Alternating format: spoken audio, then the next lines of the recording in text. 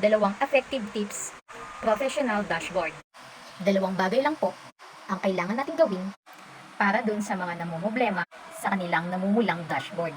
At ito talaga ay manatili natin mataas at berde ang ating mga professional dashboard. Sa una-una dyan, kailangan maging consistent tayong gumawa ng magagandang content. Pagka maganda po kasi yung mga content na ginagawa natin, marami pong makikipag-engage sa mismong video po natin. Ibig sabihin po nito, marami po tayong makukuhang reaction. Marami po tayong makukuha, shares at mga comment. Kapag ganito po karami, nagko-comment sa atin, so replyan po natin isa-isa.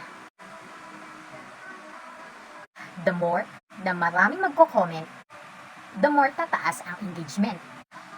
Malaki po ang possibilities na ito ay ipakalat ni Meta sa mas malawak na audience.